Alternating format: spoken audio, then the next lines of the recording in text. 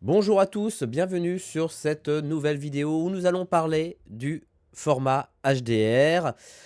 Beaucoup de questions, vous avez été nombreux sur la dernière vidéo à poser vos questions dans les espaces commentaires. On va essayer d'y répondre, j'ai toute une petite liste d'FAQ. Cette vidéo, je vous préviens, risque d'être un peu longue. Je vais essayer de chapitrer pour que ça soit plus simple. Mais voilà, enfin, il y a plein de choses à dire. L'idée, c'est un peu d'éclaircir un peu, si je peux me permettre l'expression, un peu ce que c'est que le HDR et surtout, est-ce que le HDR est abordable? Est-ce que tout le monde peut faire du HDR? Pour éventuellement, je dis ça, je dis rien, mais inciter un peu les gens à faire du HDR, notamment sur des publications YouTube. Voilà. On en parle après le générique, bien évidemment. Bah oui.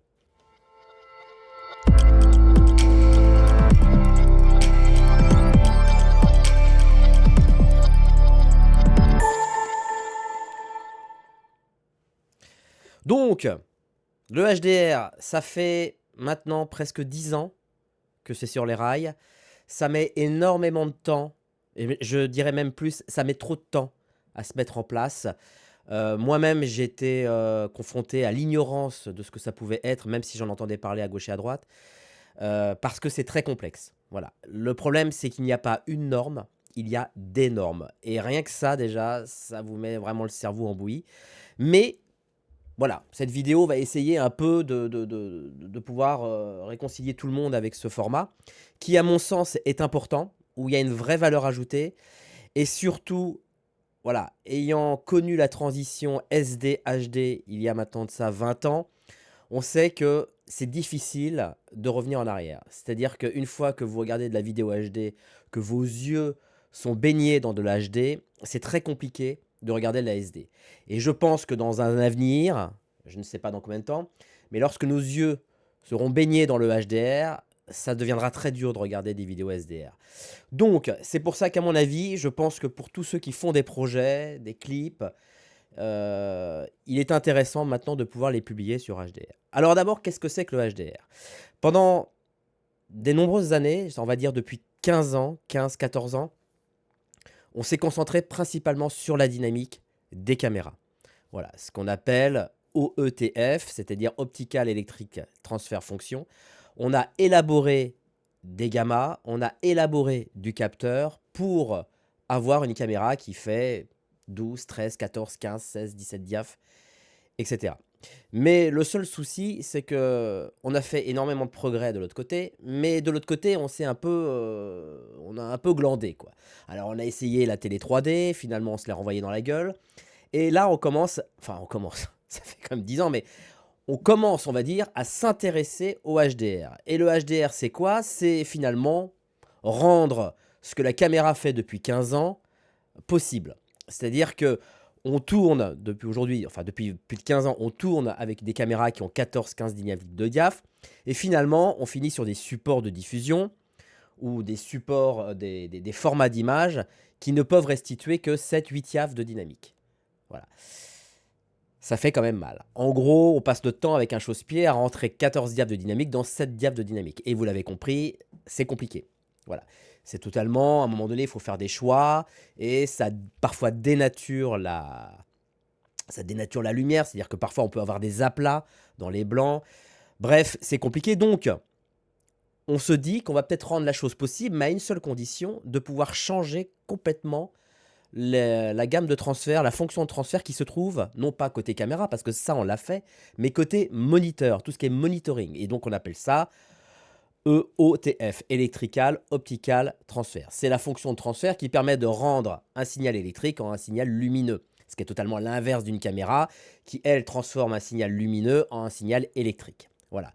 Et l'idée, c'est qu'on puisse dépasser ces 7-8 diaph de dynamique qui représentent le SDR sur des plages beaucoup plus importantes. Alors, beaucoup plus importantes, c'est là où est le problème, puisque finalement, il n'y a pas une seule donnée. On ne pourrait pas dire le HDR, c'est, je ne sais pas, 14 diaph de dynamique. Bah non, en fait, ça dépend de plein de choses. En tout cas, c'est supérieur à 10-11 diaph de dynamique. J'ai envie de dire, c'est déjà ça. Mais tout dépend encore du matériel. En fait, on est un peu, je dirais, dans une phase de transition telle qu'on l'a connue à l'époque du HD, où on faisait du HD, mais c'était pas tout à fait du HD, c'était du HD Ready, c'était pas du 1920, mais c'était du 720. Bref, voilà, on est passé par une période de transition qui était relativement courte pour le coup, mais là en HDR, ça risque d'être long. Voilà. Et le problème, c'est qu'il y a, comme je l'ai dit, plusieurs normes en termes de HDR, ne serait-ce que de normes HDR, mais aussi de luminosité de l'écran. C'est-à-dire qu'on va considérer qu'un écran SDR fait 100 nits. Donc 100 nits, ça représente 100 candela par mètre carré. Et le HDR, on va considérer que c'est à peu près en moyenne, en tout cas là où on table, c'est-à-dire du 1000 nits. Dans l'idée quand même de pouvoir éventuellement aller sur du 4000 nits, voire même du 10 000 nits. Voilà, mais enfin on n'en est pas là. Pour l'instant, on peine à faire du 1000 nits. Et forcément, des écrans 1000 nits, c'est des écrans qui sont beaucoup plus lumineux. Bah oui, parce que en même temps, pour essayer d'avoir de gagner de la dynamique sur un écran de retour, eh bien, à un moment donné, on est obligé d'augmenter sa luminosité. On ne peut pas faire autrement puisque ce qu'on appelle l'écart de contraste, c'est-à-dire c'est l'écart de contraste qu'il y a entre la partie la plus basse du moniteur de restitution, donc les noirs, jusqu'à la partie la plus haute, les blancs. Donc cet écart-là va conditionner en fait la dynamic range, ce qu'ils appellent le rapport de contraste. Voilà, sur les caméras, on appelle ça dynamic range en diaph. Sur les moniteurs, on appelle ça rapport de contraste. Donc, l'idée, c'est qu'on est obligé d'augmenter le nombre de nits d'un moniteur. Mais le problème, c'est qu'il n'y a pas forcément, on n'est pas sorti directement avec des moniteurs 1000 nits. On est sorti avec du 400, du 600, du 800, du 1000. Donc, si vous voulez, c'est assez compliqué là-dessus de pouvoir se dire, bah voilà, le HDR, c'est tant de diaph de dynamique, c'est tant d'espace colorimétrique, etc., etc. Parce que là où c'est le bordel dans la dynamique, c'est aussi le bordel, on va voir, sur les espaces colorimétriques. Alors, finalement, est-ce qu'on peut faire du HDR sur un moniteur classique SDR? La réponse est bien évidemment non. Voilà, c'est qu'à un moment donné, c'est comme si je vous disais, une simple caméra Rec 709, une caméra qui enregistre uniquement en Rec 709, on peut d'un seul coup lui faire passer de 7 diaph de dynamique à 14 diaph de dynamique.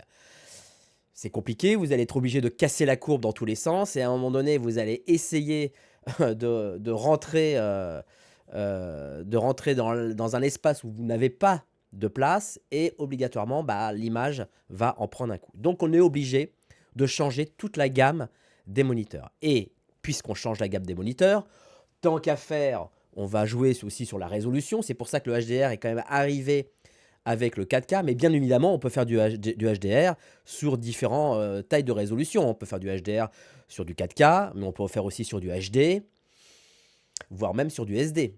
Je ne vois pas trop l'intérêt aujourd'hui, mais voilà. Donc le HDR n'a rien à voir avec la résolution. Hein. On a profité du 4K pour se dire, bon bah tiens, on va essayer en même temps de faire du HDR. Un peu comme la HD, quand est arrivé la HD, on a proposé le Rec 709. Voilà, là où l'ancêtre était le Rec 601. Eh oui. Mais bon, à l'époque, on parlait pas d'espace colorimétrique, puisque finalement, on n'en avait rien à foutre, parce qu'il n'y en avait qu'un seul qui était dominant, donc ça ne servait à rien pour nous de comprendre ce que c'était qu'un espace colorimétrique. Là, aujourd'hui, bah, on se retrouve confronté à plusieurs espaces colorimétriques.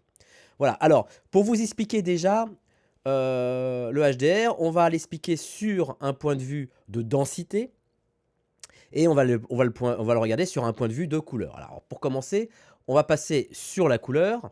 Donc, ça ressemble à ça. Ici, vous avez le diagramme de chromaticité. Donc, toutes les parties colorées que vous voyez ici représentent la vision humaine. D'accord?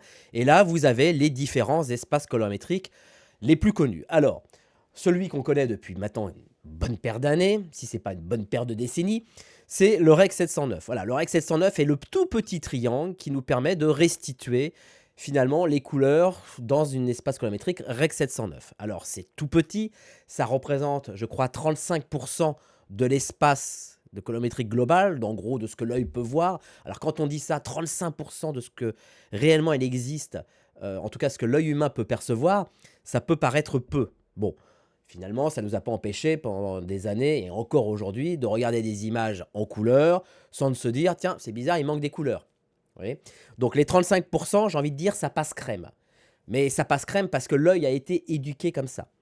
Maintenant, il y a le DCI P3. Alors DCI, qui veut dire évidemment forcément ces trois lettres qui veulent dire cinéma, hein, et quand je dis cinéma, C'est pas, «Ouh, je fais du cinéma». Non, c'est le cinéma, c'est, la salle de spectacle avec les fauteuils, avec les pop-corn, et qui diffuse avec un espace colorimétrique un peu plus large, qui est le DCI-P3, qui représente à lui, je crois, 45 de l'espace colorimétrique total. Et ensuite, vous avez le fameux Rec 2020. Voilà, le fameux Rec 2020 qui est un peu, une idéologie puisque finalement aujourd'hui, on n'y arrive même pas à obtenir le Rec 2020. Le Rec 2020 qui est un espace colorimétrique le plus large, en tout cas de ce qu'on peut essayer de diffuser, enfin en tout cas de ce qu'on peut projeter l'idée de le faire. Voilà, puisque aujourd'hui, tous les écrans HDR qui existent ne remplissent pas la condition Rec 2020. Enfin, c'est-à-dire qu'ils n'affichent pas 100% du triangle du Rec 2020. Et alors pourquoi il se trouve que ça reste relativement complexe pour un moniteur de pouvoir diffuser du Rec 2020. On remarquera que les 3 points RVB du Rec 2020 se trouvent sur des couleurs qu'on appelle ça, je crois, les couleurs spectrales, c'est-à-dire qui sont sur les rebords du fameux fer à cheval. Et donc, c'est visiblement compliqué. Alors, très, très clairement, le Rec 709, ça va, on en fait 100% du Rec 709. Le DCI-P3, on en fait 100% si vous mettez un petit billet quand même sur l'écran. Et le Rec 2020, même si vous mettez 40 000 balles dans le moniteur Sony, etc., il n'arrive pas, vous n'arriverez pas à 100% du Rec 2020, vous arrivez autour des 80 quelques pourcents du Rec 2020. Donc, en fait, ce qui se passe, c'est que pour l'instant, on prétend faire du Rec 2020 avec un espace de P3 qui est limité en P3. Voilà, c'est-à-dire qu'on se dit, on encapsule ça dans du Rec 2020, mais on fait que du P3 à l'intérieur. Voilà, c'est ce qu'on appelle le Rec 2020 Limited P3. Alors, vous prenez par exemple les iPhones, vous prenez par exemple les écrans Retina, beaucoup de moniteurs qui sont d'étalonnage, ils peuvent maximum diffuser du P3. Mais ça n'empêche que malgré que ça soit du P3, on puisse quand même faire du HDR. Voilà. C'est-à-dire qu'on va garder la courbe de gamma HDR, mais en termes d'espace colorimétrique, on fait du P3. Voilà. Je suis désolé. Pour l'instant, il n'y a pas de Rec 2020. Je sais, ça fait maintenant ça fait 10 ans qu'on est là-dessus, mais on y va progressivement. Donc, on est dans cette phase de transition exactement, c'est marrant, les choses se répètent, exactement comme le HD. Quand il y avait le HD, le grand HD, 1920 par 1080, et bah, finalement, on n'en faisait pas, parce que ça coûtait trop cher, et on faisait du HD Ready, qui était 1280 par 720. Et on appelait ça le HD Ready. Et puis finalement, après, bah, le HD tel qu'on le connaît, c'est démocratisé. Et donc là, c'est un peu la même chose, sauf que ça prend un peu plus de temps. On se contente de faire simplement du DCI-P3 en HDR, encapsulé dans un espace Rec 2020. Alors je dis encapsulé dans l'espace Rec 2020, c'est-à-dire que c'est quand même mentionné Rec 2020, mais vous remplissez pas la totalité du triangle, because bah, les moniteurs en face ne sont pas encore opérationnels. Donc, on va le limiter au P3. Donc, c'est les 3 espaces, en tout cas, qui sont ces espaces de diffusion. Le Rec 709 HD classique, le DCI P3, qui est le fameux espace colorimétrique qu'on a au cinéma. Voilà. C'est-à-dire que quand vous allez au cinéma, vous êtes sur un espace un peu plus large, hein, vous passez de 35 à 45% de l'espace colorimétrique. Et enfin, le Rec 2020, qui est encore pour l'instant qu'une utopie, où eh ben, finalement, on se contente dans le Rec 2020 de mettre que du DCI P3. Voilà. Mais vous inquiétez pas, je pense que d'ici une dizaine d'années, si une personne tombe sur cette vidéo sur ma chaîne, eh bien, je pense qu'on sera tous en Rec 2020. Voilà. Ça, c'est pour le côté espace colorimétrique. Pour l'instant, on est là-dessus. Maintenant, on va parler au niveau des courbes de gamma qui sont proposées dans le HDR. Alors, voici ce qu'on peut en tirer. Ici, vous avez la fameuse, comment dirais-je, la fameuse courbe qui est le BT709 gamma, donc le SDR. Donc, vous voyez que valeur du signal entre 0 et 1, donc comprenez entre 0 et 100%, vous avez 100 nits maximum. Et ensuite, vous avez 2 courbes qui sont de la famille HDR. Vous avez la fameuse courbe PQ, SMPTE ST2084, qui est la courbe donc HDR. Voilà, cette courbe de transfert HDR qui est ici en vert. Et vous avez Alors ça, c'est très drôle. Vous avez, alors ils ont inventé, je crois que c'est la BBC qui a mis ça en place, un hybride log gamma. C'est-à-dire que c'est une fonction de transfert qui ressemble très fortement à la courbe Rec 709. En tout cas, le début. Les 60 premiers pourcents sont calqués sur la courbe Rec 709. Et après, ça fait son petit chemin jusqu'à Milnitz. En gros, c'est ce qu'on appelle un gamma hybride, c'est-à-dire un gamma qui fonctionne aussi bien sur un écran 709 que sur un écran HDR. Voilà, c'est exactement le même principe. Donc ça a été utilisé dans la diffusion en direct d'images, via satellite, etc., par la BBC. Ce qui nous fait exactement penser, c'est marrant, hein, les choses se répètent, c'est incroyable. Ça nous fait exactement penser le jour où on a diffusé la télévision en couleur. Bah oui, parce que le jour où on a diffusé la télévision en couleur, on l'a pas fait. Enfin, les gens ne sont pas passés du jour au lendemain à un poste télécouleur. Il y avait des gens qui avaient que du noir et blanc. Après, il y avait une petite minorité qui avait de la couleur et encore beaucoup de gens en noir et blanc. Et après, la tendance s'est inversée. Et ça, je ne sais plus sur combien d'années ça a pu se faire, mais ça se mesure pas en décennies, hein. Ça se mesure peut-être en 20, 30 ans. Donc, pour faire cette transition, on a inventé justement le signal SECAM, je crois. Là, c'est des vieux cours de TES qui remontent, qui est en fait un signal qui embarque une bande passante pour la couleur et une bande passante pour la luminosité, et qui permet finalement que pour ceux qui ont des télé noirs et blancs, bah, ils vont aller chercher uniquement la bande passante de la luminosité, et ceux qui ont un poste télé couleur vont aller chercher les deux informations, luminance et chroma. Ce qui fait que finalement, c'est un signal hybride qui permet de fonctionner à la fois sur des télé noirs et blancs et sur des télé couleurs, hein, à l'époque où on diffusait en hertzien analogique. Voilà, et en format SECAM. On a fait ça pendant des années. Bon, bah, maintenant, évidemment, ça n'existe plus. Maintenant, tout le monde a des télécouleurs, donc voilà, l'affaire est réglée. Mais là, on se dit qu'il y a peut-être un moyen de pouvoir passer cette transition avec cet hybride log gamma, qui finalement fait 60%, vous voyez, on le voit bien, hein, quand on voit la courbe, le rouge et bleu sont superposés jusqu'après faire son petit chemin. Donc là, le SDR va s'arrêter à 100 nits et le HDR va pouvoir poursuivre son chemin. Finalement, lorsqu'on regarde une image HDR en hybride log gamma sur une télé SDR, bah finalement, vous allez pouvoir voir l'image correctement, à peu près correctement. Sauf que vous risquez d'avoir des blancs qui sont un peu lumineux, parce que vous voyez qu'ici, le blanc, lorsque j'arrive au pilier de 100 nits, je suis à 70%, vous voyez, alors que là, je peux être à 100%. Donc j'ai des blancs un peu plus laiteux. Mais voilà, c'est un hybride log gamma, c'est histoire d'avoir le cul entre deux chaises. Voilà, ça fonctionne comme on a envie. Ensuite, vous avez évidemment la courbe PQ, bah, la courbe PQ qui est sa propre courbe PQ. Alors là, pour le coup, si vous regardez une courbe PQ sur un écran SDR, vous aurez vraiment le sentiment de voir une image logarithmique. C'est exactement la même chose. C'est-à-dire que pour ceux qui me posaient la question, mais ça ressemble à quoi une courbe qui est, HDR, si on le regarde sur un écran SDR, eh ben, c'est exactement comme si vous regardiez une image logarithmique sur votre écran, alors qu'il n'est pas étalonné. C'est pareil, on se retrouve sur un truc assez laiteux, peu contrasté. Donc il y a une obligation d'une certaine manière à avoir le moniteur qui permet d'avoir cette courbe PQ, qui est donc, je rappelle, une courbe EOTF, qui permet donc de pouvoir visualiser l'image. Alors, très sincèrement, lorsque vous êtes habitué à regarder du HDR et que d'un seul coup vous regardez du SDR, je peux vous dire que ça pique les yeux. Pour ceux qui se disent oui, bon, le HDR, oui, ouais, bon, je vois pas trop l'intérêt pour l'instant. Non, en fait, c'est juste une question d'habitude. Et d'ailleurs, on se posait exactement la même remarque. Lorsque on était en SD, on se posait pas forcément la question du HD. Je vous rappelle qu'à l'époque où on faisait des SD, les écrans informatiques avaient une résolution de 800 par 600. Vous voyez? Donc il y avait pas de raison aujourd'hui, enfin à cette époque, de regarder du HDR puisque notre écran était de 800 par 600. Je me souviens, mon premier ordinateur portable, c'était 800 par 600. Donc lorsque tu regardais un DVD en résolution SD, tu avais une image nette et tu t'imaginais pas de te dire: «Tiens, je veux de HD», quoi.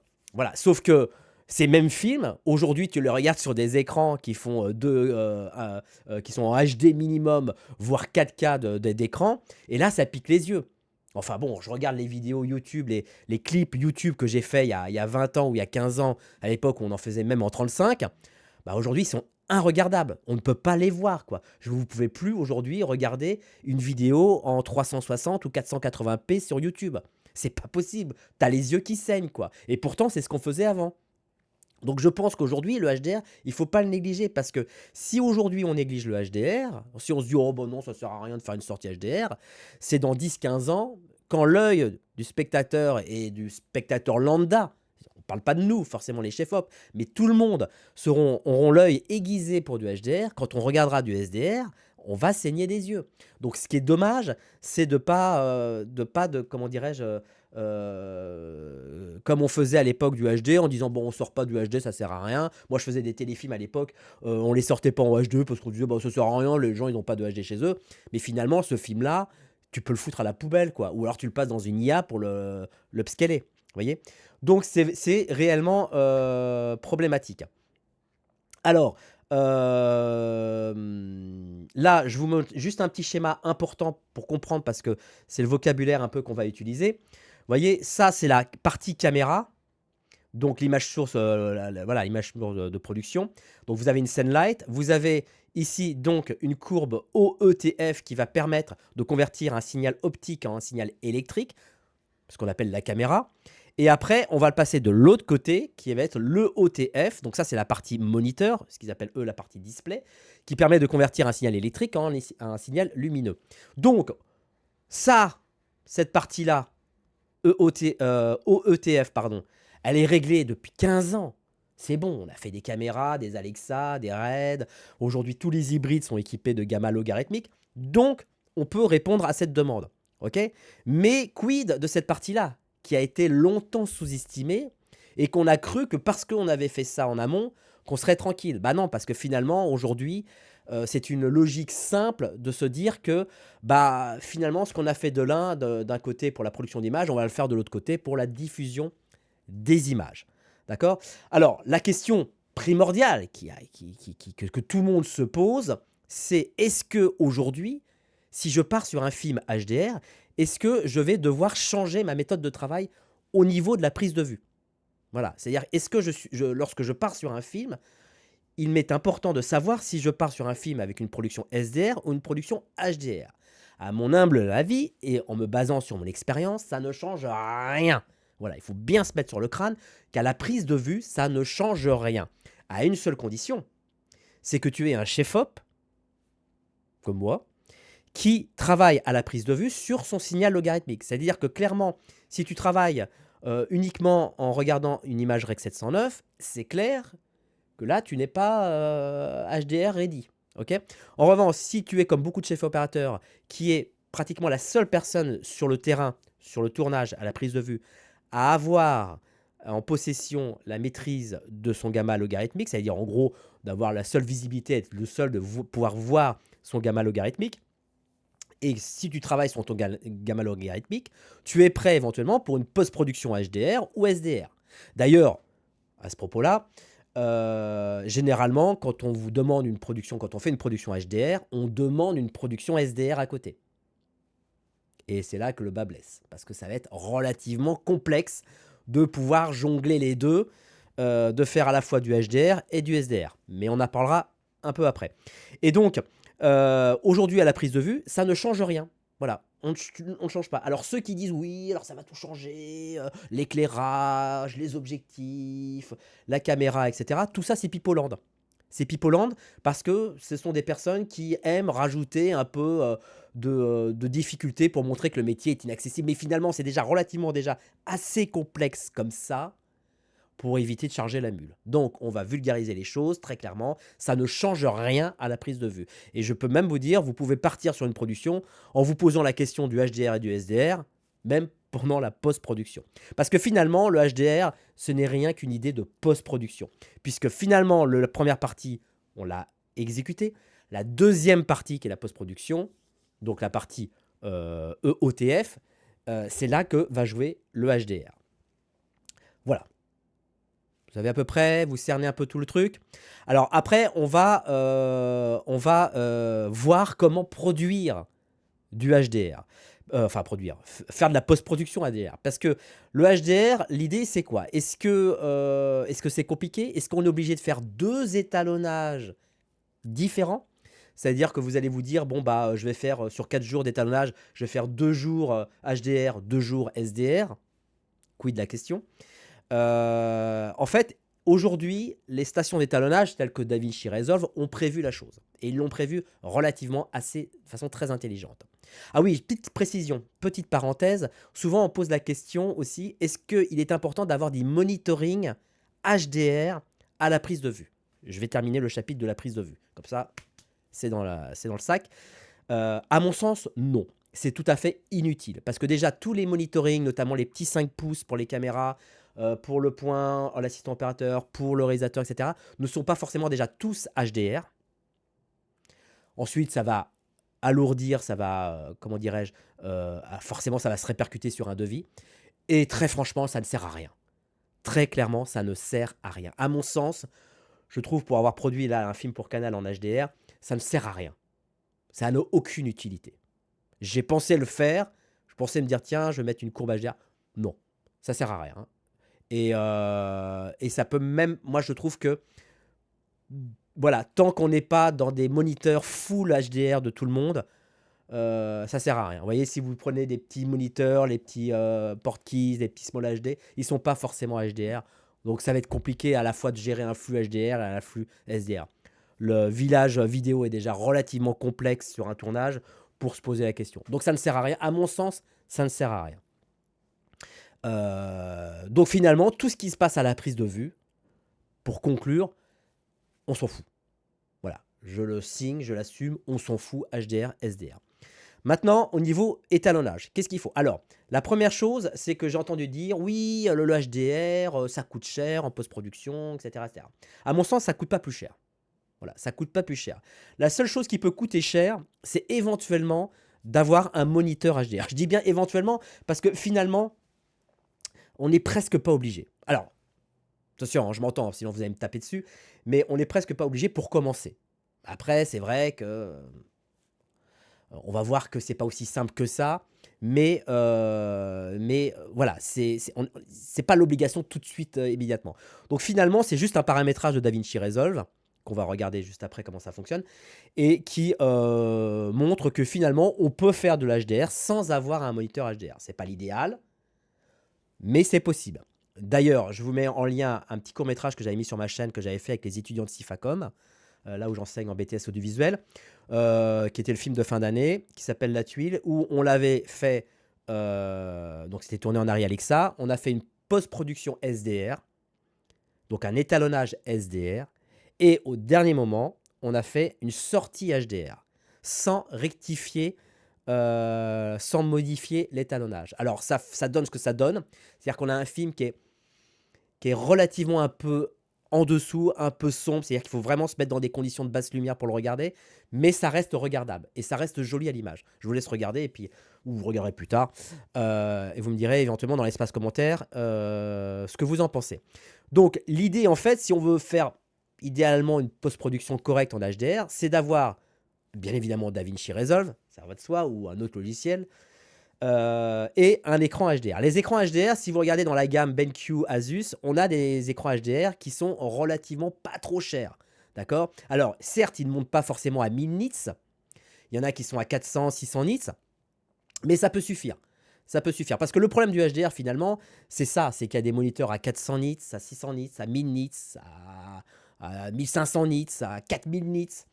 Voilà. Donc, ça reste relativement compliqué. Mais on se base toujours sur du 1000 nits. Et après, on fait ce qu'on appelle du HDR 10+. Voilà, j'expliquerai juste après ce que c'est. Mais en tout cas, on peut commencer sur des moniteurs qui coûtent à peu près 500-600 balles. Moi, j'ai un écran Asus HDR là en face de moi qui fait, il est dit qu'il fait 1300 nits. Donc à mon avis, il doit faire 1000 nits. Et que j'ai payé 1300 euros. Voilà, qui est Asus, qui franchement, qui a une bonne restitution de l'image, qui couvre le Rec 709, qui couvre le P3. Et bien évidemment, qui ne couvre pas le Rec 2020 dans sa totalité. Mais il fait l'encapsulage du Rec 2020. Alors, puisque je parle d'encapsulage du Rec 2020, je fais une petite parenthèse. En post-production, on a le choix de sortir du HDR, donc une courbe PQ ou une courbe HLG, sur plusieurs espaces. C'est-à-dire qu'on peut le sortir en P3, en Rec 2020 et en Rec 2020 P3 limité. Alors, la question, c'est de savoir, je fais une petite parenthèse comme ça, quelle est la différence entre du P3 et du HDR, enfin du P3, oui, et du Rec 2020 P3 Limited, puisque finalement, bah, c'est le même espace. Et ben, la différence, c'est que l'encapsulage est différent. C'est-à-dire que d'un côté, on a un encapsulage P3, donc il y a des moniteurs qui sont pas trop chers, notamment les BenQ, qui font du HDR, mais qui ne font que du P3 HDR. D'accord? Donc là, vous couvrez la totalité du P3. Et vous avez des moniteurs comme le mien, le Asus, qui fait du Rec 2020, mais qui fait du P3, donc encapsulé dans du P3 HDR. D'accord? Donc la différence, c'est que finalement, quand vous êtes encapsulé dans du Rec 2020, vous êtes dans un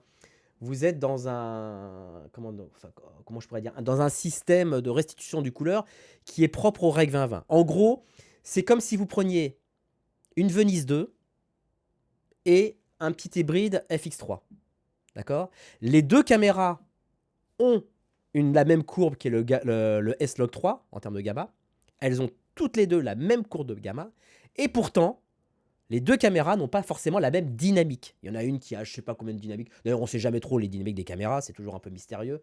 C'est comme un peu les isonatifs. En tout cas, c'est une chose qui est sûre, c'est qu'elles n'ont pas la même dynamique. D'accord? Chaque caméra a sa propre dynamique.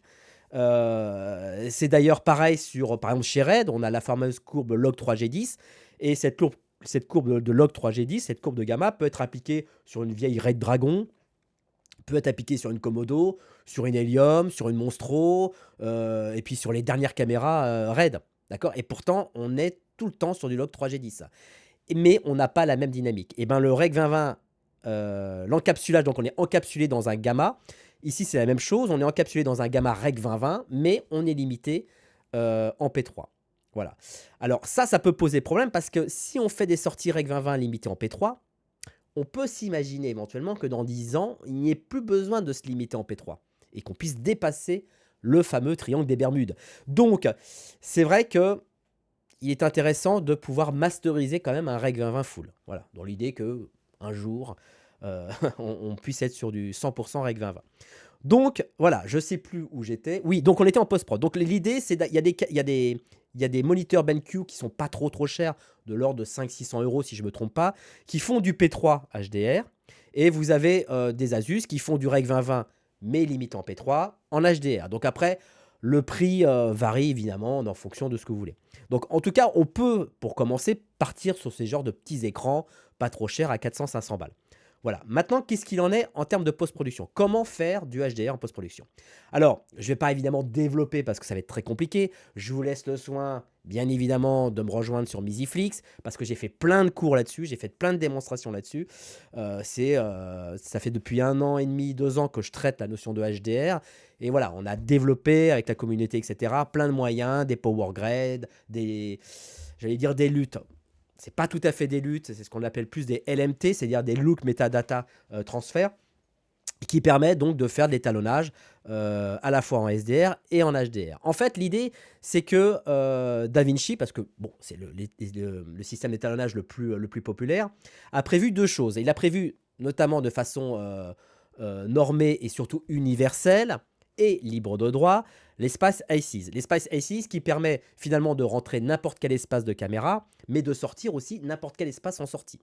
Ça, c'est plutôt pratique. Et bien évidemment, DaVinci a conçu son DaVinci Webgamut. L'idée, c'est quoi? L'idée, c'est de mettre un dénominateur commun, un peu comme si vous additionnez des fractions qui n'ont pas le même dénominateur, et de faire un dénominateur commun et de pouvoir finalement sortir avec le dénominateur qu'on a envie en sortie. Voilà. On n'est pas obligé de le simplifier, on peut choisir le dénominateur que l'on veut. Donc finalement, DaVinci Resolve, et pas que, hein, tous les logiciels d'étalonnage, Baselight et compagnie, ont prévu justement des espaces communs. Les espaces communs, c'est le fait, je vous le montre ici en schéma, voilà, je vais essayer de le grossir un peu plus. Voilà, bon, excusez-moi, hein, c'est pas full res le triangle. Mais voilà, l'idée c'est que vous avez tous les espaces colorimétriques de chaque caméra est différent. Je parle des white gamut. Hein. Les white gamut, c'est les gammas qui sont supérieurs au Rec 709, voire même supérieurs au Rec 2020. Les Red, les Sony, les Alexa, les Harry, etc., Panasonic, à chacun son White Gamut, d'accord? Mais chacun son White Gamut propre à lui-même. C'est-à-dire que le White Gamut de l'Alexa ne ressemble en rien au White Gamut de chez Red. D'accord? D'ailleurs, vous pouvez regarder sur Google Images différents aspects des différents espaces colorimétriques des différentes caméras. Vous verrez qu'ils n'ont rien en commun. D'accord? Et donc, pour pouvoir faire du HDR, il va falloir, dans le cas où on tourne avec ces caméras-là, voire même avec d'autres caméras, s'il y a plusieurs caméras dans un même projet, réunir tout ce petit monde dans un seul et même espace colorimétrique, qui est soit le DaVinci White Gamut, donc c'est le grand triangle noir ici, soit dans un domaine ICES, qui est le AP1, le triangle noir qui est juste là, qui est plus petit, d'accord?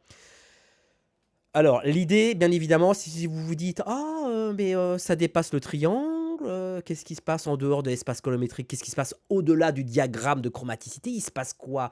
On va voir quoi?» Alors, je vous rassure, vous n'allez pas voir vos ancêtres défunts, non, hein, on ne passe pas dans un monde parallèle, non, il y a rien. Voilà, clairement, il y a rien, c'est juste une représentation mathématique du triangle.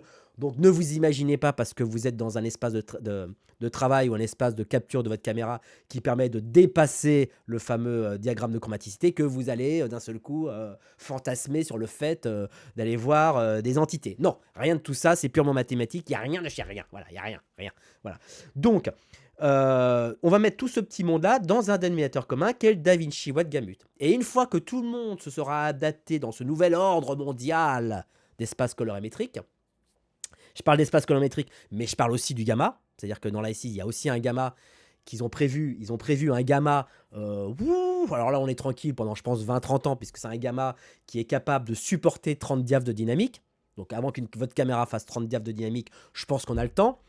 Voilà, donc ça permet finalement de pouvoir uniformiser, de concevoir un gamma et un gamut.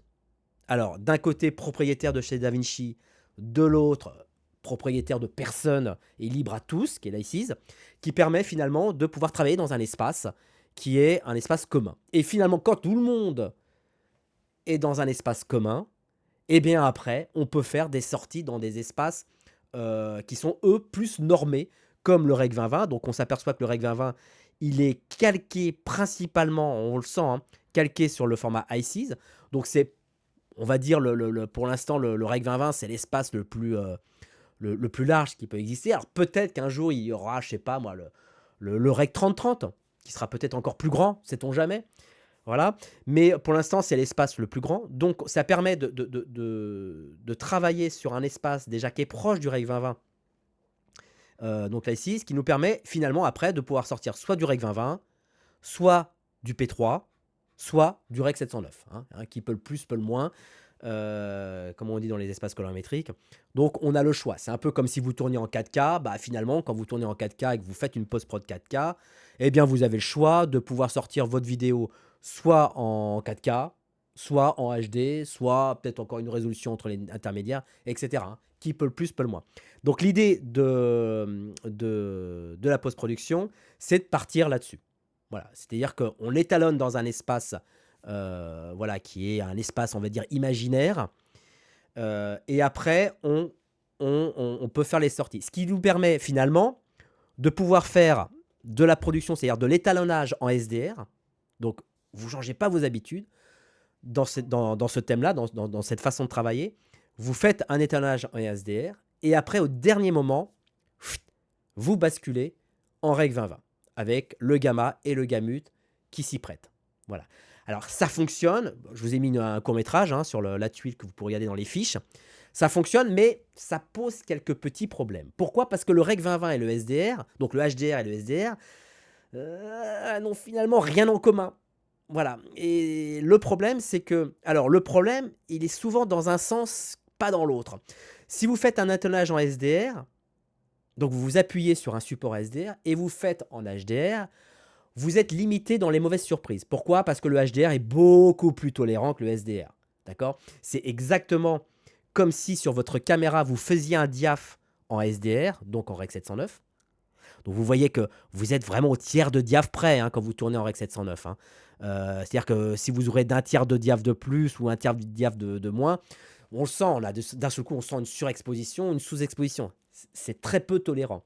Par contre, si vous faites un diaph en gamma logarithmique, il va falloir sacrément tourner la bague de diaph pour qu'on puisse percevoir, et combien même si on pouvait percevoir une sous-exposition ou une surexposition sur du logarithmique.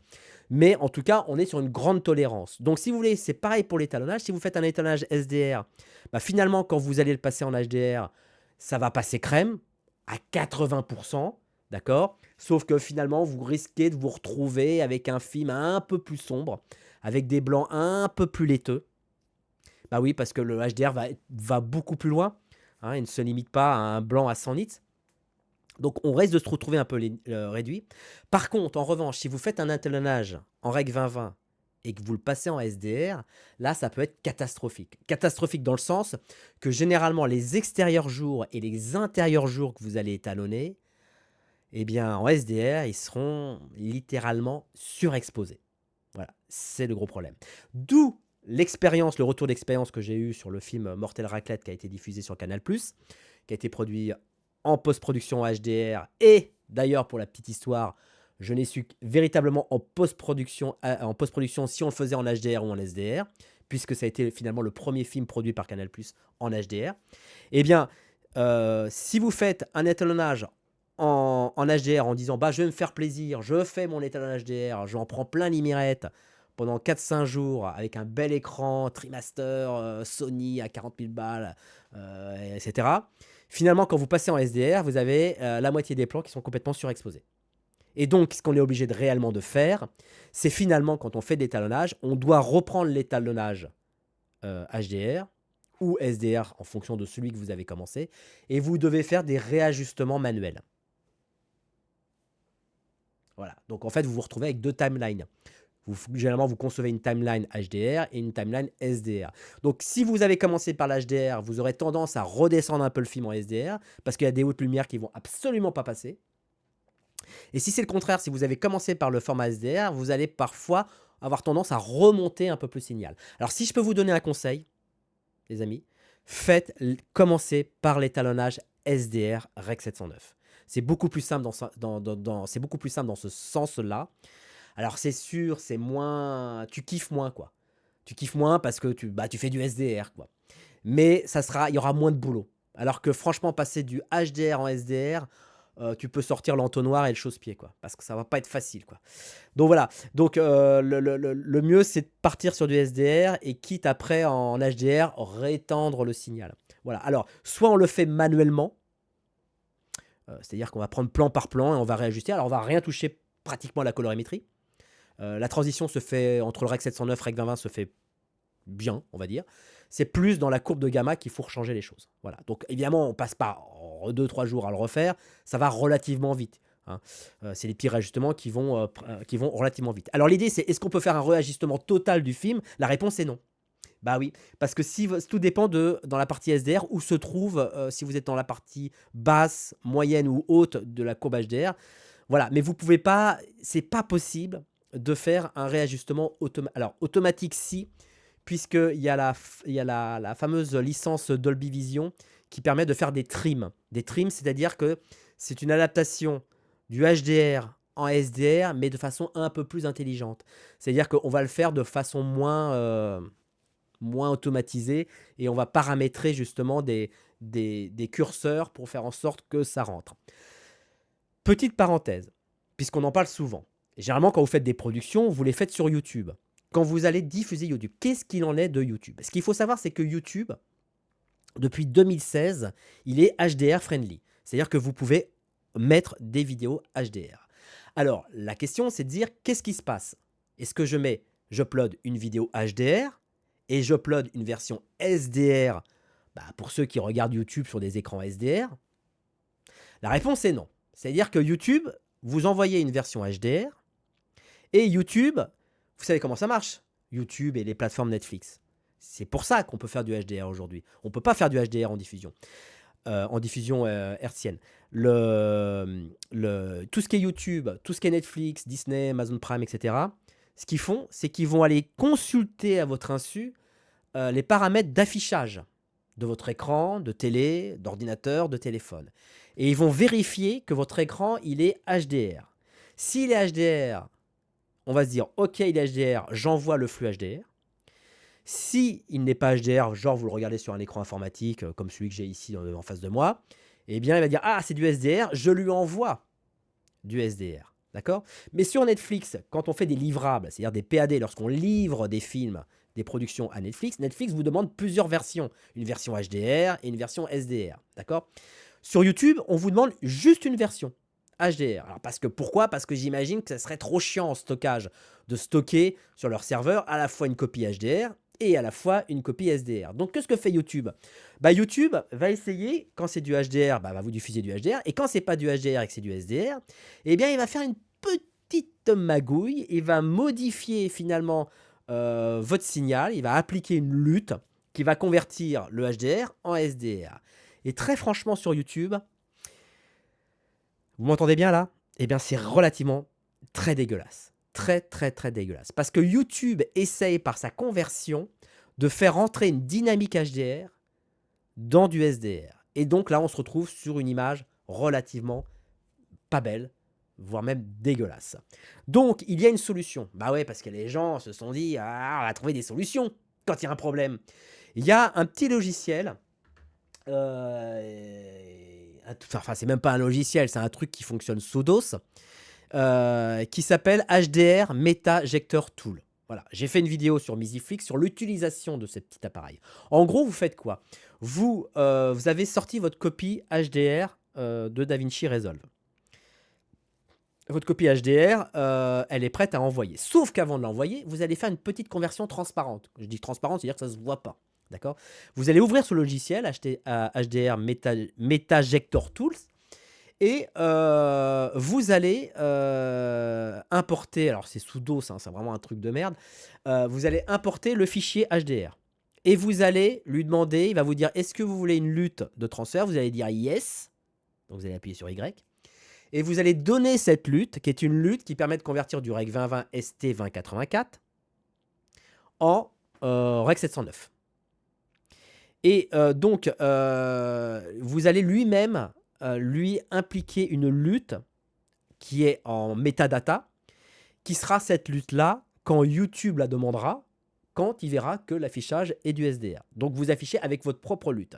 Et là, forcément, bah, vous dites fuck la dynamique, donne-moi une bonne image correcte. Et là, vous vous retrouvez avec automatiquement un passage HDR-SDR qui est potable, qui est viable, qui est beau, qui est joli. Alors certes, dans le HDR, vous aurez moins de dynamique, dans les fenêtres, etc., il y aura moins d'informations, mais vous aurez dans les transitions, dans les moyennes, vous aurez quelque chose qui est acceptable. Alors que YouTube, lui, bah, il prend 10 chausse-pieds, il vous rend du HDR dans du SDR, et c'est assez laiteux, c'est assez pourri, quoi. Donc je vous conseille d'utiliser ce logiciel si ça vous intéresse. N'hésitez pas à aller faire un petit tour sur Misiflix pour apprendre à l'utiliser. J'ai à peu près tout dit. Je sais, cette vidéo est très longue, les amis. Je vous propose... putain, ça fait 48 minutes. Je vous propose de passer à la FAQ. Bah oui, parce que cette vidéo n'est pas terminée. Voilà, elle ne fait que commencer. J'ai expliqué les grandes lignes du HDR. Maintenant, on va passer à la FAQ parce qu'il y a plein de gens qui ont posé des questions et que voilà, et qu'on va essayer de répondre. Et en même temps qu'on va répondre, et ben on va en apprendre un peu plus. Voilà. Donc, je vous le dis, il y a une quinzaine de questions. D'accord? Salut, pourrais-tu nous expliquer ce que c'est que le HDR et quand l'utiliser? Bon, bah là, il semble que dans cette première partie, j'ai expliqué le HDR. Le HDR, c'est une amélioration de la courbe de transfert côté monitoring, là où on l'a fait depuis 15 ans côté caméra. Voilà, donc maintenant, on a rejoint les deux bouts. Voilà, la boucle est bouclée. Avant, on faisait du Rec 709, on tournait en Rec 709 pour diffuser en Rec 709. Après, on a tourné en log pour diffuser en Rec 709. Et maintenant, on va tourner en log pour, entre guillemets, diffuser en log. Parce que le HDR, c'est un peu du log, quoi. Ok? Sauf que c'est un log normé. C'est pas un log, voilà. Voilà, petit 2. Salut Mathieu, quel format doit-on publier sur les vidéos HDR sur YouTube? Il y en a plusieurs, peux-tu les donner? Alors, en gros, il y a le fameux, les HDR, il y a le ST2084, donc la courbe PQ, et il accepte aussi le HLG. Voilà. Et d'ailleurs, à ce propos, ça me fait penser à une chose. Donc il est compatible HDR10 et je crois qu'il est compatible HDR10+. Alors vous allez me dire forcément c'est quoi le HDR10+? Petite parenthèse, je fais une petite parenthèse parce que j'ai oublié d'en parler. Le HDR10+, c'est une version du HDR améliorée, avec une petite option supplémentaire qui ne serait pas désagréable. Souvenez-vous, j'en ai parlé en début de vidéo, le problème du HDR, contrairement au SDR qui reste du 100 nits, le cinéma c'est du 48 nits, le Dolby Cinema c'est 108 nits, d'accord? Le SDR c'est 100 nits et le HDR bah, c'est 1000, c'est 500, c'est 800, c'est 4000 nits. C'est là où on a le gros problème. Alors le HDR10+ va permettre de réconcilier un peu tout ça. C'est-à-dire que le HDR10+, c'est une fonction supplémentaire gratuite d'ailleurs sur DaVinci qui va permettre de scanner tous les plans, je veux même dire toutes les frames, et qui va permettre dans des métadatas qui sont soit à part, soit intégrés dans la vidéo, de pouvoir préciser le pic le plus haut et le pic moyen. Et cela va permettre, notamment que si vous avez fait une post-production en HDR 1000 nits, de pouvoir regarder votre image sur un moniteur qui fait peut-être 600 nits ou 400 nits. Grâce au HDR10+, on va faire un trim, on va réadapter donc la courbe de telle façon que, bah, en fait, si on a fait une post-production HDR 1000 nits et qu'on le regarde sur 400 nits, ça veut dire qu'il y a toute une partie supérieure du signal qui sera écrétée. Voilà. Donc, on va pouvoir redessiner la courbe en temps réel, c'est ça qui est merveilleux, et qui permettra de, finalement, de pouvoir diffuser, enfin, de le regarder sur des écrans qui ne font pas forcément 1000 nits. Voilà. Ça résout à peu près le problème des écrans qui ne font pas tous, eux, 1000 nits. Voilà, ce qu'on appelle donc le HDR10+. Je crois que YouTube est compatible HDR10+, à vérifier. Et donc, tu peux mettre soit du HLG, soit du PQ. Du PQ ST2084, hein, pas du PQ. Bon, vous m'avez compris. Hello, est-ce que c'est possible d'étalonner en HDR sur un écran non HDR? Alors, non. Oui et non. Non, tu peux pas étalonner du HDR sur un écran SDR. C'est pas possible, tu vas avoir une image logarithmique. La même chose. En revanche, tu peux étalonner en SDR et demander à la fin de le sortir en HDR. Sans forcément de faire de modifications, sans forcément de refaire d'étalonnage, puisque tu n'as pas d'écran HDR. Ça fonctionne à peu près. C'est pas waouh waouh, mais ça fonctionne. J'en ai parlé avec le court-métrage La Tuile que j'ai mis dans les fiches, qui a été fait de cette façon. C'est-à-dire qu'on a étalonné en SDR sur un écran SDR, et après, on l'a juste commuté à un moment donné sur les paramètres du color management de DaVinci sur la sortie. On l'a commuté en HDR, il est sorti en HDR. Voilà. Et tout ça parce que ça a été étalonné soit en iSees, soit sur DaVinci Wide Gamut. Mais vous ne pouvez pas étalonner dans un espace de travail Rec 709 et faire une sortie HDR. Parce que qui peut le plus peut le moins, mais qui peut le moins ne peut pas le plus. Bon, vous m'avez compris. Est-ce que les outils d'utilisation différents est nécessaire? Par exemple, utiliser des wells sur HDR, sur DaVinci par rapport au classique log, apporter une différence? Clairement, non. Ça ne change pas grand-chose. On a élaboré éventuellement des petits outils qui permettent de travailler sur différentes parties de la courbe, éventuellement, mais ce n'est pas une obligation. Si tu as l'habitude de travailler comme il se doit sur principalement les boules en mode wells classique, tu peux rester, il n'y a pas de souci, ça ne change rien. Bonjour Mathieu, une interrogation concernant les caméras qui proposent d'enregistrer. Attendez, en plus je dis ça, mais je ne vous montre pas les questions, donc c'est un peu con. D'ailleurs, je vais grossir un peu. Voilà. Bonjour Mathieu, une interrogation concernant les caméras qui proposent d'enregistrer en Rec 2020 PQ, tout cela en log. Alors attends, là il y a une petite différence, notamment sur les caméras Canon. Et c'est que des metadatas, ça ne change rien au workflow de tournage. Alors, parfois je pense par exemple à la caméra, la FX9, la Sony FX9. La FX9, vous avez 3 paramètres de shooting. Soit vous paramétrez votre caméra en SDR, donc elle va enregistrer en SDR, et dans le cas, vous aurez soit une courbe Rec 709, soit éventuellement une courbe améliorée de chez Sony qui s'appelle le S-Cineton. Soit vous tournez en Cine-EI, donc là vous êtes en log, voilà, vous faites du log. Soit vous tournez en HDR. Et en fait, quand vous tournez en HDR, vous tournez avec une courbe PQ ST2084. Alors, soit le HDR, vous avez le choix, soit vous êtes sur une courbe PQ, soit vous êtes sur une courbe HLG. D'accord? Mais vous travaillez directement sur des normes établies. Voilà. Je pense que ça, c'est bien quand vous faites du flux en direct ou quand vous faites du HDR, mais que vous n'avez pas la possibilité d'étalonner. Vous tournez, vous diffusez. Si vous passez par une phase d'étalonnage, que je vous conseille tout de même en HDR, ce serait dommage, il faut obligatoirement tourner dans un espace Wide Gamut log. D'accord?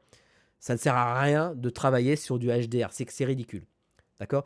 Donc si vous faites si vous n'avez pas d'étalonnage, vous travaillez directement en HDR, un peu comme une caméra Rec 709 SDR, hein. Si vous faites du news et que il n'y a pas de phase d'étalonnage, bah, vous tournez en Rec 709, vous diffusez en Rec 709.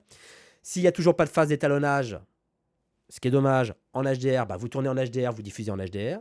Et s'il y a une phase d'étalonnage, bah, vous tournez en log, vous transformez en HDR, ce qui vous permettra en plus de pouvoir faire des sorties multiples et vous sortez en HDR. Hello, j'aimerais comprendre si je fais un étalonnage en HDR 10+, que j'ai bien prouvé, peut s'adapter à un écran qui ne serait pas HDR. Alors non, c'est forcément un écran HDR. Ça veut dire qu'on ne peut pas dire je tourne un HDR 10+, et il va s'adapter sur un écran SDR 100 nits. Non, ça ne marche pas comme ça. Il faut que l'écran soit forcément HDR. C'est-à-dire qu'il soit supérieur à 100 nits. Voilà, 300, 400, 500, 600, etc. Est-ce que j'aurais besoin de faire un étalonnage en Rec 709 pour ce même écran? Non. C'est-à-dire que comme je l'ai dit, soit tu fais un étalonnage sur un écran Rec 709 et après, parce que tu travailles dans un espace colorimétrique wide gamut, tu peux éventuellement faire une sortie HDR, mais c'est pas le top. Ça fonctionne, mais c'est pas le top. Ou alors tu travailles directement en HDR. À comparer avec ton expérience, je trouve que les vidéos HDR tournées de nuit sur les appareils numériques sont toujours très bien contrastées avec les noirs bien sombres, les médiums profonds et une humidité max importante. Mais que la plupart des vidéos tournées de jour ont vraiment un aspect plat, comme du log brut. Est-ce que les erreurs... Alors ça, effectivement, ça ressemble par exemple à ce qui se passe sur YouTube. Quand vous importez une vidéo HDR sur YouTube, la conversion YouTube en SDR est très dégueulasse. C'est-à-dire que si vous regardez votre vidéo HDR sur un écran SDR, YouTube va faire la conversion automatiquement avec ses propres luttes à elle.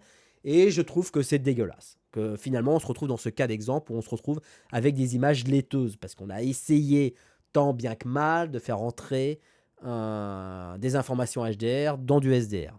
En tout cas, c'est comme ça que je le perçois.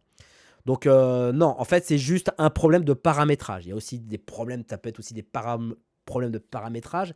Et attention, aussi, quand vous faites votre sortie sur DaVinci Resolve, pensez à taguer correctement votre vidéo. Ça veut dire que si vous la sortez en Rec 709, il faut la sortir taguée Rec 709 Gamma 2.4. Si vous la sortez en HDR, il faut la sélectionner Rec 2020, même si c'est du P3 limité. Ça n'a rien à voir, hein. P3 limité ou pas. Il faut taguer Rec 2020, Rec 2020 et la courbe PQ ST 2084. C'est important de bien taguer parce que c'est grâce au tagage, je sais pas si ça se dit, mais c'est grâce au tagage que par exemple YouTube va reconnaître que c'est une vidéo HDR. Bah oui, parce que comment fait YouTube pour voir si c'est une vidéo HDR ou pas? Il va pas regarder le film en se disant oh bah c'est laiteux, je sais du HDR. Non, parce que tu peux faire un film SDR mais laiteux quoi. Non, pardon. En fait, il va le repérer principalement grâce au tagage que vous avez mis dans le color space de DaVinci. Voilà, c'est super important. Je vous montre pour ceux qui ne savent pas du tout de quoi je parle. Voilà, c'est quand je suis ici sur DaVinci. Évidemment, je suis devant. Voilà. Quand je suis ici, vous voyez, vous avez Advanced Setting. Voilà, c'est ici le tagage. Rec 709 Gamma 2.4, si vous faites une vidéo, comment dirais-je, SDR. Si vous faites du HDR, vous allez taguer ici le Rec 2020 et vous allez taguer alors soit du HLG, soit du ST 2084. Voilà, alors il y a plusieurs ST 2084. Voilà, le 1000 nits. Vous allez le taguer comme ça. D'accord? Et c'est le fait que ça soit tagué qu'on va reconnaître, enfin en tout cas que le système d'exploitation va reconnaître si c'est une vidéo HDR ou pas. Ok.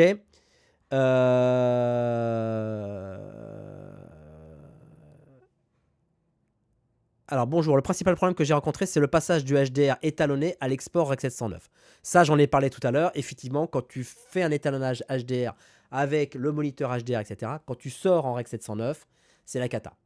Tu peux être sûr que le Rec 709 étant très peu tolérant, normal, hein, il y a peu de diaph de dynamique par rapport au HDR, ça va être le bordel infini. C'est obligé. Donc, il faut refaire une passe derrière, très clairement.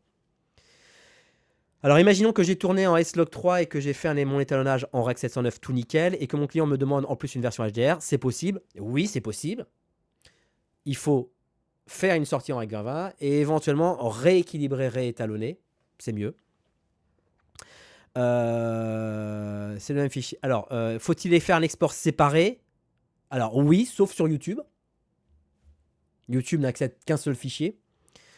Tout reprendre depuis le début, non. Tu peux te rebaser sur l'étalonnage que tu as fait en HDR et tu vas juste éventuellement rajouter un petit node pour réajuster un peu ta courbe. Donc finalement, tu refais en gros pas la totalité de ton travail, mais tu vas réajuster 20% de ton étalonnage. Voilà, ce n'est que des niveaux qu'il faut réajuster. Évidemment, c'est important. Les exports en HDR doivent être minimum du 4.2 10 bits. N'espérez pas faire du HDR en 4.2 8 bits. Hein. C'est comme le log. Le log, ça se fait que au minimum 4.2 10 bits. Hein. Voilà. Est-ce qu'on peut enregistrer une vidéo HDR en log? En fait, je ne comprends pas vraiment c'est quoi la nature du HDR. En fait, le HDR, c'est du log. C'est un peu un log. D'accord? Mais c'est un log qui est normé diffusion, quoi, qui diffuse. Voilà, c'est un log qui est voilà. Mais c'est un log inverse. Vous voyez, c'est comme le SDR. Le SDR, vous avez le gamma et vous avez la correction de gamma. D'accord? Bon, là, c'est une correction de gamma qui est un peu inverse du log, mais c'est une courbe logarithmique, mais dans l'autre sens. Alors, le HDR, oui, c'est un peu du log, mais c'est pas du HDR. Si j'enregistre une vidéo en HDR, tu pourras faire qu'une diffusion HDR. Tu ne pourras pas véritablement étalonner, même si tu es dans un espace qui ressemble un peu au log, quoi. Est-ce que le HDR est une norme dotée d'une valeur précise où on peut considérer que je fais automatiquement de HDR dès lors que j'édite un peu les courbes niveau sombre de ma caméra? Non. Non. Très clairement, non. Le HDR, c'est purement une question, non pas du côté caméra, mais du côté de le OTF, c'est-à-dire côté monitoring, donc côté post-production.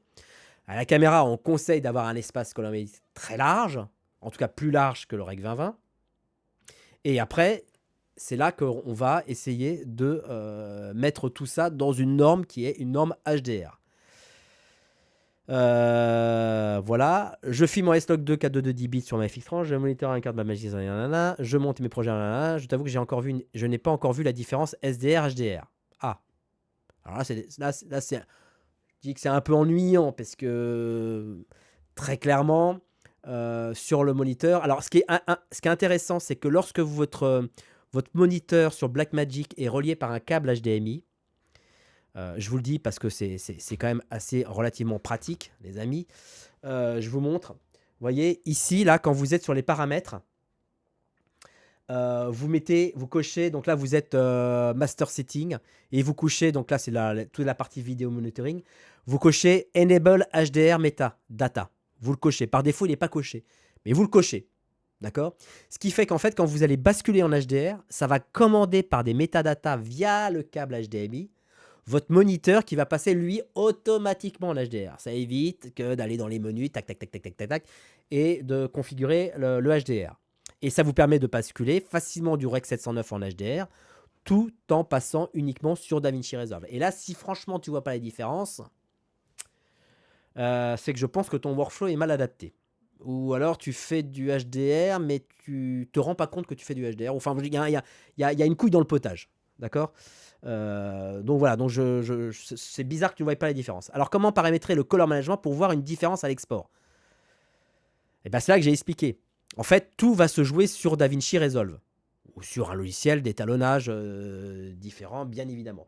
En fait, si vous avez choisi par exemple de travailler en ICES, ici, là vous allez dire votre caméra d'entrée, que bien évidemment vous allez pouvoir ajuster clip par clip si vous avez des plans un peu intrus qui viennent d'une autre caméra. Mais ça, c'est pour un premier départ. Et ensuite, là, vous allez paramétrer la sortie. Donc là, vous avez une sortie Rec 709. Mais admettons, je fais mon étalonnage. Donc, je fais cette configuration-là en ICES. Je fais mon étalonnage en Rec 709. Je fais ma sortie Rec 709. Et si j'ai envie de me faire plaisir, je me fais une sortie en HDR. Ben, en fait, je commute directement ici. Là, je vais le commuter en Rec 2020 ST2084 1000 nits avec un P3 limité. D'accord? Et en cochant ça, vous allez automatiquement basculer en HDR et vous allez pouvoir faire l'export en HDR en le taguant bien correctement aussi ici dans cette partie de tag. D'accord? Sauf que là, vous allez faire une sortie qui ne va pas être réajustée. Ça veut dire que ça va être un peu au petit bonheur la chance. Ça va tant bien que mal essayer de s'adapter sur une courbe HDR, mais vous risquez d'avoir des petites différences, notamment vous allez vous retrouver un peu dans une configuration que j'ai fait dans le court-métrage La Tuile, que vous avez regardé déjà, et donc parfois c'est pas trop lumineux, d'accord. Donc voilà, j'espère que ça répond à ta question. J'aimerais comprendre l'apport du HDR sur la production, même si je sais s'il est possible de la montrer visuellement, sachant qu'on ne risque pas tous de pouvoir la visionner sur un écran HDR. Aussi avoir une simple précision que les normes de gamma et gamut pour le HDR équivaut au HDR de vos données du rien. Donc c'est ce que je disais tout à l'heure, c'est-à-dire que quand vous faites un court métrage, vous faites un clip, que ça vous a coûté un pognon fou, et que vous dites bon, je fais un export en 4K parce que j'ai envie que mon film il soit bien. D'accord? Et que tu fais un export en SDR, parce que jusqu'à présent, tu as toujours fait du Rec 709 gamma 2.4. D'accord? Et que tu dis que, bon, le HDR, j'en ai pas besoin tout de suite.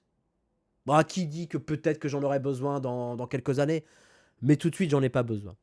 Donc moi, ce que je te conseille de faire, c'est éventuellement de faire une sortie HDR, mais je te propose même mieux que ça. C'est de faire ce que j'appelle un internégatif numérique. Un internégatif numérique, c'est sortir son master de son film, non pas dans un espace colorimétrique Rec 709, non pas dans un P3 et non pas dans un HDR, mais dans un espace ICES linéaire, d'accord? Qu'on va appeler communément sur DaVinci Resolve, on va l'appeler No Output Transform. No Output Transform, c'est de l'AP0 en ICES et en linéaire. Ça te fait en fait un négatif, c'est-à-dire que ton image elle ressemble à rien, parce qu'en linéaire c'est complètement bizarroïde. Ton image ne ressemble à rien, ok? C'est comme un négatif, quand tu regardes un négatif photo, ça ressemble à rien, sauf que tu vas pouvoir le rappeler peut-être dans 1 an, dans 2 ans, dans 3 ans, dans 4 ans, et tu vas pouvoir le sortir dans n'importe quelle norme qui sera d'actualité. Voilà, c'est ce que moi j'appelle un internégatif numérique. On faisait des internégatifs en film qui permettaient de multiplier entre guillemets le négatif pour faire des copies à des positifs, parce qu'on ne pouvait pas faire des positifs uniquement avec une seule copie, l'original qui était le négatif. Donc on faisait des internégatifs, on multipliait les négatifs. Là c'est pareil, on fait un internégatif mais numérique qui permet que peut-être que tu réimportes ton projet en ICES P0 linéaire dans DaVinci et tu vas le ressortir en ce que tu veux. Tu as besoin d'une copie P3, hop, tu sors une P3 gamma 2.6 pour le cinéma, hop, ST2084 Rec 2020. Ah, tu as besoin d'une copie HLG? Ah, bah pas de souci, je sors une copie HLG. Voilà, tu sors ce que tu veux dans les temps que tu veux. Voilà, donc je vous conseille de faire une sortie No Output Transform qui correspond en AP0 et linéaire. Et vous le faites non pas en QuickTime ou autre, vous le faites en fichier EXR. Alors ça prend un peu de place. Vous le faites en fichier EXR et surtout, très important, parce que j'en parle, vous le taguez quand vous faites ici, là, quand vous êtes parti, là, quand vous partez là, vous allez chercher de l'EXR, voilà, de l'EXR, vous allez le prendre en Alpha Zip, c'est très bien. Vous allez surtout cocher full, les amis, c'est du full. Full. C'est pas du vidéo. Bon, je vais pas revenir là-dessus, mais j'ai fait une vidéo déjà là-dessus. Mais vous le passez en full, ok? Et là, vous le passez en... vous le taguez AP0 linéaire. Voilà. OK. Et là, je fais... ici, je le mets en Output Transform. Voilà. En 2 secondes, je vous ai montré, comment on fait un internégatif numérique. Et vous allez voir que si vous avez mis quand même du pognon dans votre film, vous serez bien content dans 10 ans de le ressortir dans une norme... HDR, peut-être HDR 10+++, voilà, ou peut-être qu'il y aura une nouvelle norme HDR, vous serez bien content de pouvoir le faire. Ce qui est quand même mieux que l'export HDR, où vous serez limité forcément à du HDR Rec 2020. Et d'autant plus que si tu l'as limité en P3, tu ne pourras pas le faire en full Rec 2020. Ah oui, pardon. Ça vaut la peine de faire du HDR, même si notre caméra est en 8 bits? Bah non. Non. Parce que les courbes logarithmiques en 8 bits, c'est compliqué. Hein. La quantification, elle est pas assez. Les marches d'escalier sont pas assez réduites pour pouvoir bien. Tu vois, ça va être un peu une courbe en escalier, quoi, en 8 bits. Ça va être compliqué. Est-ce que toutes les caméras peuvent fournir un fichier étalonnable pour le HDR dès lors qu'on filme en log? Oui. Toutes les caméras qui ont un gamma logarithmique et un espace de couleur white gamut peuvent faire du log. C'est pour ça que peuvent faire du HDR. C'est pour ça qu'en fait, finalement, on peut faire du HDR depuis plus de 15 ans. Depuis que les premières caméras log sont sorties avec la Ray Alexa classique. Voilà. On peut faire, dès lors que votre caméra, elle est logarithmique, elle enregistre en log, vous pouvez faire du HDR. Où il faut du HLG ou un certain formation de capture du data, etc. Alors, je sais que, par exemple, il y a Fuji, je crois que c'est Fuji, qui a un gamma Fuji. Et par contre, l'espace colorimétrique, c'est pas leur espace colorimétrique à eux, c'est pas le Space Color de chez Fuji. C'est en fait du Rec 2020. Voilà, ils se sont calqués sur un espace colorimétrique qui n'est pas de leur source, c'est vraiment le Rec 2020. Voilà. Mais en tout cas, ça permet réellement de pouvoir éventuellement faire du HDR. À condition, bien évidemment, que votre caméra puisse enregistrer en 4.2.2 10 bits. Voilà. Je pense que j'ai rien oublié. Je pense parce que si je relis la vidéo, je vais dire ah mince, j'ai oublié de parler de ça, etc., etc. Petite question, si vous pensez, si vous avez envie d'insérer des luttes créatives qui changent d'un espace, par exemple du log au Rec 709, etc. En HDR, c'est plus possible. Ça ne fonctionne plus parce qu'en HDR, vous ne pouvez plus fonctionner avec des luttes, d'accord? C'est-à-dire qui changent d'un espace à un autre. Vous êtes obligé de fonctionner sur des LMT, ou vous appelez ça des CMT, Creative Metadata Transfer ou Look Metadata Transfer. Vous êtes obligé de travailler avec ça. Et c'est quoi la différence? C'est qu'en fait, finalement, ça donne un look, comment dirais-je, un look film, un look ce que vous voulez, un look Kodak, un look ce que vous voulez, mais sans toucher à l'espace colorimétrique. Et c'est ce qui va être inséré justement dans l'espace DaVinci White Gamut ou dans l'espace A6. Voilà.